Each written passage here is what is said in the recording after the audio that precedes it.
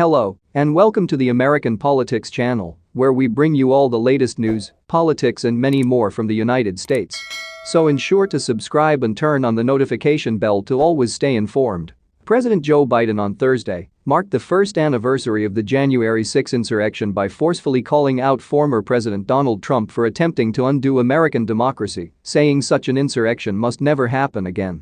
Biden vowed to defend the nation's founding ideals from the threats posed by the violent mob that stormed the Capitol 1 year ago and the prevailing lies that Trump and his allies continue to repeat about the 2020 election.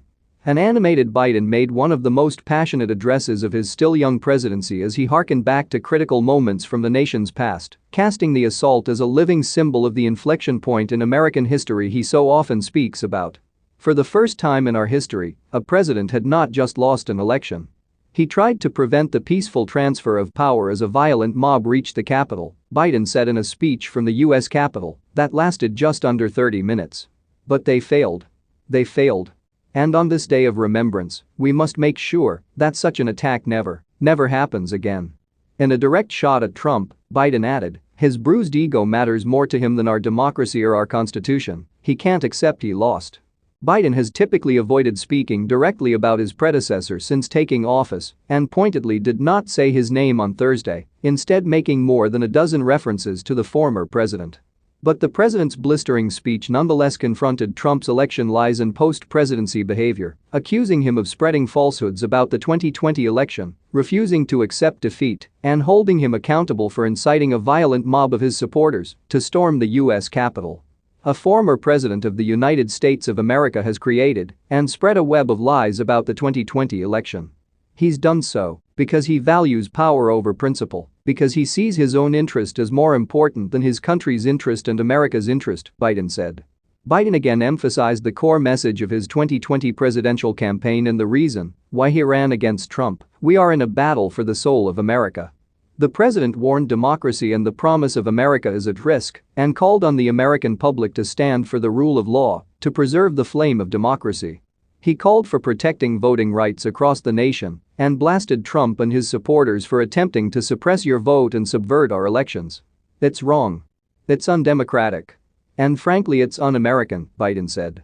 On Capitol Hill, congressional Democrats took part in a series of events following Biden's speech to commemorate the January 6 anniversary, including holding a moment of silence on the House floor and speeches from lawmakers describing their personal experiences of the harrowing attack. Biden's comments come as Democrats make a renewed push to get two voting rights bills, the John Lewis Voting Rights Advancement Act and the Freedom to Vote Act, passed in the Senate. The two pieces of legislation were introduced in response to Republicans enacting laws across the country making it harder for people to vote following record turnout in the 2020 election. Virtually every Republican in Congress opposes the legislation, and it is unclear whether Democrats will be able to pass the bills. Now let's step up, write the next chapter in American history, for January 6 marks not the end of democracy, but the beginning of a renaissance of liberty and fair play, Biden said. After his speech, Biden defended calling out Trump in such a direct way when asked by a reporter if he believed going after the former president would divide more than it heals. The president responded, "The way you have to heal, you have to recognize the extent of the wound. You can't pretend. This is serious stuff. You've got to face it. That's what great nations do. They face the truth, deal with it and move on," Biden said. The events of January 6, 2021, led to Trump's second impeachment by the House of Representatives. The insurrection launched the largest investigation in FBI history, with 700 people arrested and hundreds more offenders still at large. And the House Select Committee continues to investigate the events leading up to the riots.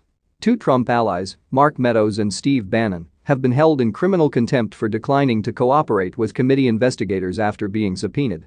The events of the insurrection took place just 2 weeks before Biden's inauguration, casting a shadow on the new president's administration. And despite the slew of tossed-out court cases, failed state election audits and countless debunked conspiracy claims, many Trump supporters have continued to doubt the legitimacy of Biden's. So guys, with that we have come to an end of this edition of the news. Make sure to subscribe if you haven't. Thanks so much for watching. Until next time. Bye.